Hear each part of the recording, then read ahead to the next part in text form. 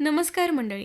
आपण ऐकत आहात आपला आवडता कार्यक्रम यशोगाथा, जिथे आपण भेटतो अशा व्यक्तींना ज्यांनी स्वतःच्या जिद्दीने आणि मेहनतीने समाजात एक वेगळी ओळख निर्माण केली आहे. आज आपल्या स्टुडिओमध्ये उपस्थित आहेत अशाच एक कर्तृत्ववान महिला. गेली 24 वर्षे बचत गटाच्या माध्यमातून अनेक महिलांना एकत्र आणत आहेत, त्यांना स्वावलंबी बनवत आहेत. फक्त 4थी पर्यंत त्यांचं शिक्षण जरी झालेलं असलं तरी त्यांचा अनुभव, आत्मविश्वास आणि लोकांशी जोडण्याची ताकद त्यांच्या जोरावर त्यांनी मोठं काम उभं केलंय. चला तर मग आज आपण रुक्मिणीताईंशी गप्पा मारूया आणि जाणून घेऊया त्यांचा प्रवास. तर सर्वात आधी रुक्मिणीताई, तुमचं यशोगाथामध्ये खूप खूप स्वागत आहे.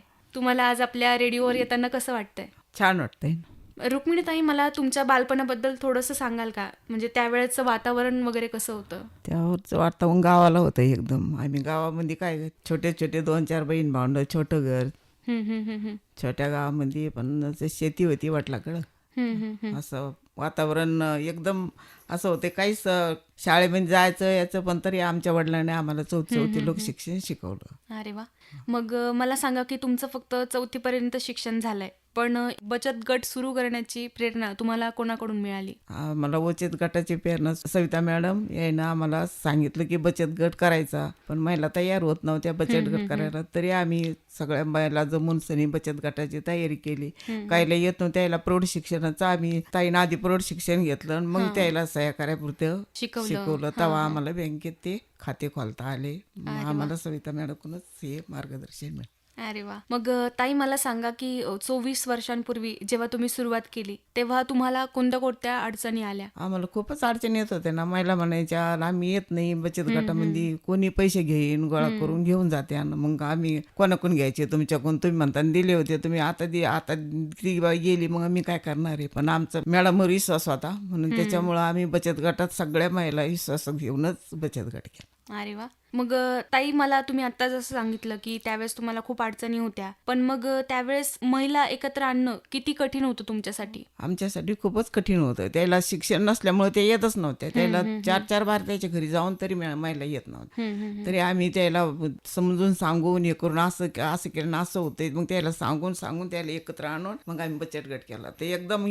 पहिल्यांदा 10च महिला होत्या माझ्या गटात, मग आता पूर्ण 20 महिला आहेत. अरे वा, खूपच छान. मग ताई, मला सांगा की बचत गटाच्या माध्यमातून, म्हणजे ज्या बचत गटात तुमच्या महिला येतात त्यांच्या आयुष्यात नेमका कसा बदल घडलाय किंवा काय बदल झालेत असं तुम्हाला वाटतं? त्याला बाहेर यायची मुभाच नव्हती ना. मग बचत गटात मग आता बचत गटाच्या कारण आम्ही घरी गेलो समजा की मग त्याला ते घरचे माणसं पण म्हणतात मग आल्या त्या ताई आल्यात तुम्हाला जावंच लागणार आता बचत. ते एक त्याच्यात बदल झाला. आणि येत्या त्या स्वतःहून आता अरे वा. पैसे जर घ्यायचे असले काही पोरायची फी भरायची काय असली तर मग गटात आल्यावर सांगितल्यावरच ते भेटते ना पैसे.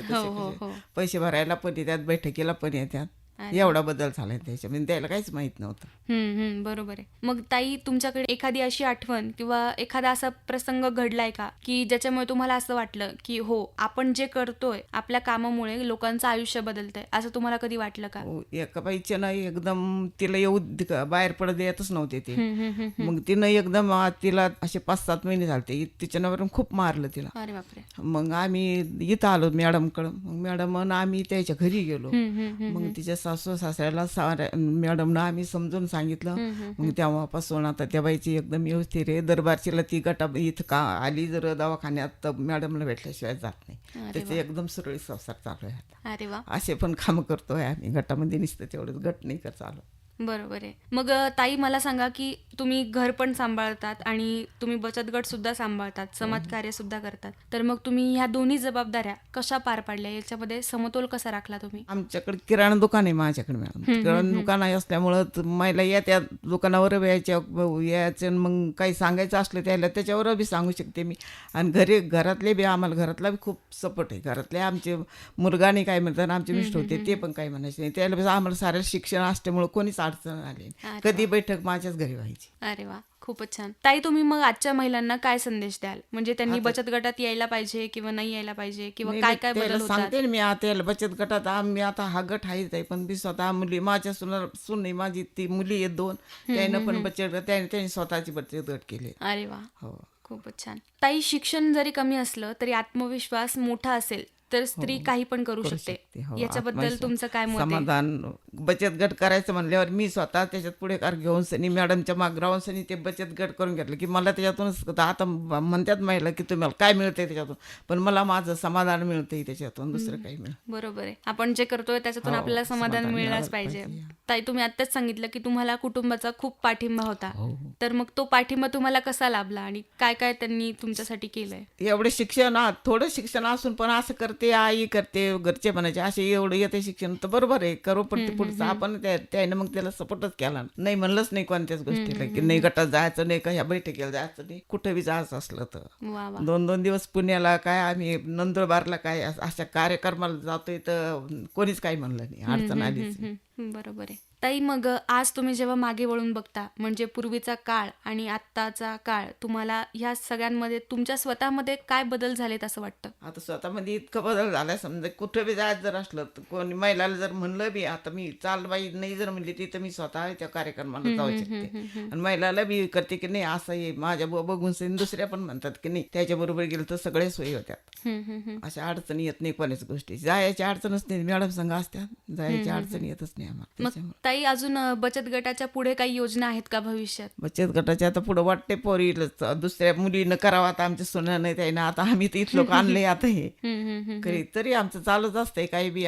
माझ्या गटामध्ये सगळ्या महिला आहेत, तर सगळ्या काही काही किराणा दुकानं आहेत हे, तर सगळ्याकडं व्यवस्थितशीर आहे, पैसे व्यवस्थितशीर भरतात महिन्याच्या महिन्याला, व्याज बीज सगळं. कार्यक्रम सामाजिक कार्यक्रम बी घेतात आम्ही, जयंती हे साजरी करतो. दर महिन्याला पौर्णिमा माझ्या घरीच असते. त्याच्या आमच्या वस्तीमध्ये छोटे छोटे घर आहेत, छोटे छोटे घरामध्ये काही बसता येत नाही मला. आम्ही इस्माईला येते, इस्माईला संग काही मुलं बी असतात लहान, तर आमचं मोठं रूम हॉल आहे, तर मग आमच्याकडेच असतो. तर आम्ही इथंच पौर्णिमा घ्यायचो पहिल्या.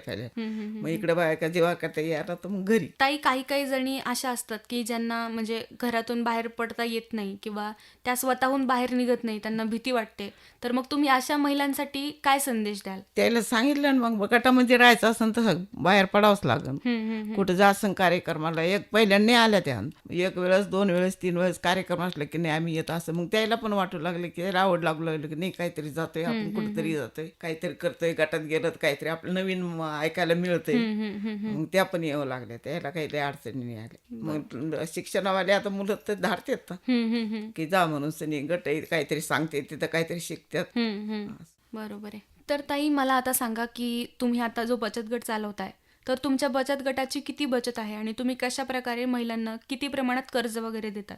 माझ्या गटामध्ये 20 महिला आहेत आणि आता 200 रुपये महिना आहे आमचं, दर महिन्याला 200 रुपये. तर आता आमच्या गटामध्ये जवळजवळ 4-4.5 लाख रुपये आता सगळेच आहेत. आणि दरवर्षी आम्ही 2-2 हजार रुपये व्याज आला आमचं की वाटून घेतो दरवर्षी. अरे वा. हा, त्याच्यामधून आम्ही प्रत्येकीला सारख्या साड्या पण घेतो अशा याच्याच विजयदशमीला. आणि सगळं इतकं कर्ज एवढं साऱ्याकडे कर्ज आहे, कोणाकडे 15 आहे, कोणाकडे 20 आहे, कोणाकडे 30 आहे. आम्ही आता 60,000 लोक कर्ज देऊ शकतो एक बाईला. अरे बापरे. आमच्याकडे एवढे पैसे असतात द्या त्या आहेत. आणि बायका फेडतात, दर महिन्याला बैठक राहते आमची, याच आणि पैसे बरोबर भरायचे, पैसे वेगळे आणायचे गटाचे आणि व्याज बरोबर, अरे वा. सगळ्या बरोबर आणून देतात. काही अडचण नाही त्याच्यामध्ये, काहीच नाही, कोणीच म्हणत नाही की असं आहे. आणि काही जर त्याला घ्यायचं असलं मग पैसे काही पोरायला फीला यायला लागले तर ते उद्या असलं ते उद्याच आजच सांगून ठेवतात की आम्हाला पाहिजे, तेव्हा मग दुसऱ्या रोजी आम्हाला आणता येते ते बँकेत. आम्हाला बँकेत त्यावरच माहित नव्हते, आता आम्ही चकाद्वारे पैसे काढतो. अरे वा. ताई, मला एखादा म्हणजे तुमच्या बचत गटातल्या महिला ज्या येतात त्यांचे काही अनुभव असतील तर ते अनुभव आमच्यासोबत शेअर केले. आहेत ना, एखाद्या वेळेस असं आहे की दोघी जणी एकत्रच पैसे मागतात की मला ती म्हणती मला बी पाहिजे, आता इतके मला बी पाहिजे. ते कालचीच बात आहे आमची, कालच एक बाईला 60,000 दिले, एका बाईला 20 लागत होते. दोघीने एकत्रच मागितल्यावर म्हणजे इतके पैसे काढता येत नाही आपल्या बँकेतून, चकाद्वारे तर काढताच येतं, पण त्याला सांगायचं तसं. पण सांगितले म्हणजे मी तसं नाही, आम्हाला अडचण नाही, लग्न येत हे तरी बरोबर काढते. कोणी अशा अडचण हे करत नाही की आम्ही आता व्याज देत नाही ना, आम्ही आता भरतच नाही पैसे काढतो, दर महिन्याला आमच्याकडे काहीच होत नाही. अरे वा. हो, म्हणजे हा सगळ्या गटच महिला तसा आहे बरोबर आमच्यावाला. हे करतात. सगळ्या याच्यामध्ये आमची व्यवस्थेमध्ये आमचंच गट छान चालतोय. अरे वा. महिला चांगले आहे, सगळ्या जण हे करणारी दुकान आहे, कोणाकडं काही साड्याचे आहेत, काही आमच्याकडं साड्याचं आहे, किराणा बी. अरे वा. रुक्मिणीताई, आज तुम्ही कार्यक्रमात आलात आणि तुमचा सुंदर अनुभव आमच्यासोबत शेअर केलात, त्याबद्दल मनापासून धन्यवाद. तुम्हाला तुमच्या पुढच्या वाटचालीसाठी खूप खूप शुभेच्छा. धन्यवाद. मंडळी, आजच्या यशोगाथामधून आपण जाणून घेतल्या रुक्मिणीबाई सूर्यवंशी यांचा प्रेरणादायी प्रवास. फक्त 4थीपर्यंत शिक्षण, पण मनात प्रचंड आत्मविश्वास आणि समाजासाठी काहीतरी करण्याची जिद्द असेल तर यश नक्कीच मिळतं, हे त्यांनी आपल्या कामातून दाखवून दिलंय. बचत गटाच्या माध्यमातून अनेक महिलांना त्यांनी नवी दिशा दिली आहे, आत्मविश्वास दिलाय आणि स्वावलंबनाची ताकद दिली आहे. मी आरजे रसिका आता घेते तुमची रजा. पुन्हा भेटूया एका नव्या प्रेरणादायी यशोगाथेसोबत. तोपर्यंत ऐकत रहा रेडिओ देवगिरी 91.2 FM, वारसा लोकसंस्कृतीचा.